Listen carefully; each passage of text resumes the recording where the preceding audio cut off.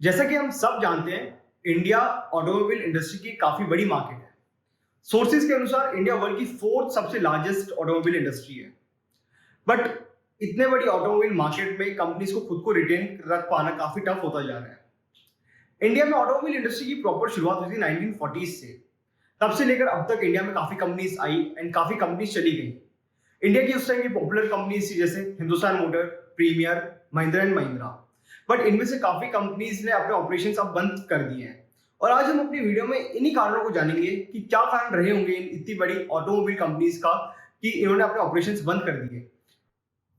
सबसे पहले हम बात करते हैं इंडिया की वेल नोन और इंडिया की खुद की अपनी कंपनी के बारे में, द हिंदुस्तान मोटर। कंपनी की हिस्ट्री का भी और कोई दूसरी वीडियो में डिस्कस करेंगे। आज मैं केवल आपको इतना बताता हूँ कि कंपनी स्टार्ट हुई थी 1942 में और 1957 में कंपनी ने अपने मोस्ट आइकॉनिक प्रोडक्ट को लॉन्च किया था, the ambassador. Ambassador was a great car Indeed of its time, but modern technology और मॉडर्न फीचर्स से कम्पीट नहीं कर पाने के कारण हिंदुस्तान मोटर को 2014 में एम्बेसडर का प्रोडक्शन स्टॉप करना पड़ा। और एम्बेसडर का प्रोडक्शन स्टॉप करते ही हिंदुस्तान मोटर का एंड मार्क हो गया। और हिंदुस्तान मोटर का एंड होने का केवल एक ही कारण नहीं था, इसके काफी सारे कारण थे। सबसे पहले था फाइनेंस इशू, और जो दूसरा मेन कारण था वो था lack of product diversification. Hindustan Motor ने अपने एग्जिस्टिंग प्रोडक्ट में कोई ज्यादा अपडेट नहीं दिए थे काफी टाइम से, और ना ही वो कोई नए प्रोडक्ट लॉन्च कर रहे थे। इसलिए इंडियन कस्टमर को या फिर कोई भी कस्टमर हो, उनको अगर एक कोई कंपनी में वैल्यू नहीं मिल रही है तो ऑफकोर्स वो अपने ऑल्टरनेटिव प्रोडक्ट्स पे जाएंगे। तो यही कारण था कि हिंदुस्तान मोटर्स की सेल्स काफी ज्यादा कम होती चली गई ओवर द टाइम, और उन्हें लास्ट में 2014 में अपने जो last production plant Hind motor जो है वेस्ट बंगाल में, उसे उन्हें बंद करना पड़ा। But some news are roaming around that Hindustan motor will make a comeback by reintroducing their Ambassador. अब बात करते हैं शेवरले की। शेवरले की parent company General Motors basically found तो 1911 में हुई थी, बट इंडिया में शेवरले आई थी 1993 में, एंड 2003 से इन्होंने अपना प्रॉपर प्रोडक्शन स्टार्ट किया इंडिया में। शेवरले के फर्स्ट 3 प्रोडक्ट्स थे टवेरा, ऑप्ट्रा, बीट एटसेट्रा, जिन्होंने उस टाइम इंडियन कस्टमर्स का ध्यान काफी आकर्षित किया था अपनी ओर। बट 2017 में जनरल मोटर ने शेवरले की ऑपरेशन इंडिया में डोमेस्टिक ऑपरेशन बंद करने का फैसला लिया। इस स्टेप का उन्हें कोई एक पर्टिकुलर रीजन नहीं था। बेसिकली जनरल मोटर्स ने अपना ध्यान ज्यादा ग्लोबलाइजेशन की ओर कर लिया था उस समय, तो जिस कारण इंडियन ऑपरेशंस पे उनका ध्यान काफी कम हो गया था। वो नए प्रोडक्ट भी लॉन्च नहीं कर रहे थे और ना ही अपने एग्जिस्टिंग प्रोडक्ट में कोई अपडेट्स दे रहे थे, जो कि उस टाइम कंपटीशन काफी ज्यादा कर रहा था और लोगों को शेवरले के ऑल्टरनेटिव जाना पड़ रहा था। Have a look on the annual sale chart. ये 2011 से लेकर 2016 तक का डेटा है। आप देख सकते हैं कि शेवरले की सेल कैसे ग्रेजुअली कम होती जा रही है, और इसका एक ही कारण था लैक ऑफ प्रोडक्ट डाइवर्सिफिकेशन, जो ग्लोबलाइजेशन पर ध्यान देने के कारण शेवरले ने इंडिया में इन्वेस्ट कर दिया। अब बात करते हैं सबसे लेटेस्ट कंपनी के बारे में जिसने इंडियन मार्केट को बाय बाय बोल दिया है, the Ford Motors. Ford Motors एक यूएस बेस्ड कंपनी है जो 1903 में लॉन्च हुई थी। बेसिकली फोर्ड ने इंडिया में काफी ज्यादा अपने प्रोडक्ट डिलीवर करे और वो भी काफी सालों तक। बट रिसेंटली कुछ सालों से फोर्ड ने इंडिया में कोई मेजर अपडेट नहीं दिए हैं अपने प्रोडक्ट्स में, ना कोई नए प्रोडक्ट्स लॉन्च करे, ना कोई एग्जिस्टिंग प्रोडक्ट्स में अपने अपडेट्स दिए। फोर्ड की बेसिकली 2 गाड़ियां थी इंडिया में जो कॉम्पिटिटर्स को एक अच्छा कॉम्पिटिशन देती थी, वो थी एंडेवर एंड एक थी इकोस्पोर्ट, एंड इनमें भी काफी टाइम से कोई सिग्निफिकेंट चेंजेस नहीं आए हैं।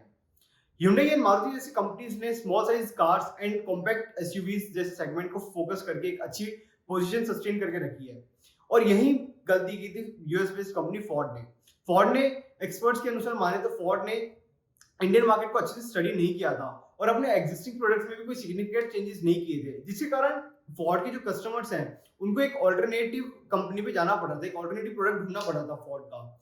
और फोर्ड ने सेम वही शेवरले वाली गलती की थी, लैक ऑफ प्रोडक्ट डाइवर्सिफिकेशन। काफी सालों तक कोई प्रोडक्ट लॉन्च नहीं किया और अपने एग्जिस्टिंग प्रोडक्ट्स में भी कोई मेजर अपडेट नहीं दिए जो मतलब फीचर्स उस टाइम की कंपटीशन के हिसाब से जो मेल खाते थे। तो यही गलती की थी फोर्ड ने, और फोर्ड के सेल्स कम होते चले गए थे ग्रेजुअली, और फोर्ड को अपने ऑपरेशंस लास्ट में बंद करने पड़े। Is Maruti the reason big automobile companies quitting India? जैसे कि हम सब जानते हैं मारुति सुजुकी का इंडियन ऑटोमोबाइल मार्केट में पकड़ कितनी ज्यादा मजबूत है। हमारी प्रीवियस जनरेशन से लेके हमारी जनरेशन तक अपनी aggressive pricing and competitive feature से मारुति ने हम सबको अट्रैक्ट किया है। मारुति की कार्स एक काफी ज्यादा ऑलराउंडर पैकेज प्रोवाइड करती है, वो भी एक अफोर्डेबल प्राइस सेगमेंट में, जो बायर्स को एक काफी ज्यादा कंसीडरेबल ऑप्शन लगता है। मारुति की इसी ऑलराउंडर पैकेज स्ट्रेटेजी ने बाकी कंपनीज के लिए कंपटीशन काफी ज्यादा टफ कर दिया है। जिस कंपनी ने latest demand and latest feature से अपने आप कन्वर्ट कर लिया, वो कंपनी इंडियन मार्केट को सर्वाइव कर लेगी। अब बात करते हैं उन कंपनीज के बारे में जो इंडियन मार्केट को जल्द ही बाय बाय बोल सकती हैं या फिर उनके ऑपरेशंस इंडिया में जल्द ही बंद हो सकते हैं। इसमें सबसे पहले नाम आता है हमारे पास होंडा का। होंडा इंडिया में काफी सालों से अपने प्रोडक्ट्स एंड सर्विसेज प्रोवाइड कर रही है एंड लोगों ने उसे काफी पसंद भी किया है।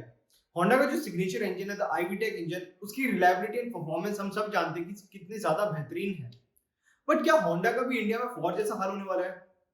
वेल, इसका आंसर ये है कि if they continue to keep their operations like this only, मतलब होंडा में जो करंट स्टेट है ऑपरेशंस का इंडिया के लिए, अगर वो सेम रहता है तो उन्हें जल्द ही इंडियन मार्केट को बाय बाय बोलना पड़ सकता है, क्योंकि काफी टाइम से कंपनी ने इंडिया जैसी बड़ी ऑटोमोबाइल मार्केट में कोई अपना नया प्रोडक्ट लॉन्च नहीं किया है और ना ही अपने कोई एग्जिस्टिंग प्रोडक्ट्स में मेजर अपडेट्स दिए हैं।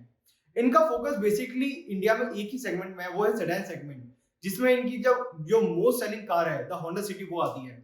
बाकी बची इनकी जो मात्र 2-3 प्रोडक्ट्स हैं, होंडा अमेज, जैज, डब्ल्यूआरवी, उसमें कोई अपडेट्स नहीं ला रहे हैं, जो इनकी एक सेल कम होने का एक मेजर कारण है। Now to retain a very good position in the market, they need to launch new products in various segments and should bring various updates in their existing product. Better late than never.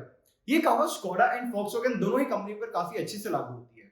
दोनों ही VW group companies India में काफी time से inactive थी, but जैसे इन दोनों companies को पता लगने लगा कि इंडियन मार्केट इनके हाथ से निकल जाएगा, कंपनीज ने अपने 2 नए प्रोडक्ट्स इंडियन मार्केट में लॉन्च किए, वो भी 2 अलग अलग सेगमेंट में, Skoda Kushaq and Volkswagen Taigun in the mid size SUV segment and Skoda Slavia and Volkswagen Virtus in the sedan segment. Now have a look on sale chart of Skoda. 2021 में कुशाक के launch के बाद cell देखिए, आप देख सकते हैं कितनी ज्यादा शूट अप हुई है। निसान इंडिया की भी काफी कुछ टाइम से हालात इतने अच्छे नहीं है। ऑल्दो मैग्नाइट की लॉन्च के बाद इनकी सेल वॉल्यूम थोड़ी सी बढ़ी थी, but still Nissan have to work out on their new products and still they need to bring new updates in their existing products to retain a very good position in the market. Well, coming to the conclusion, India से बड़ी बड़ी automobile companies के जाने का majorly केवल एक ही कारण है, वो है lack of product diversification. Global platform पर ज्यादा ध्यान दे पाने के कारण कंपनीज अपने इंडियन ऑपरेशंस पर ज्यादा फोकस नहीं कर पा रही है और यही कारण है उनके इंडिया को बाय बाय कहने का। ऐसी और ही इंफॉर्मेशन वीडियोस देखने के लिए चैनल को आज ही सब्सक्राइब करें एंड हम मिलते हैं बहुत ही जल्द अगली इंफॉर्मेशन वीडियो में। Thank you.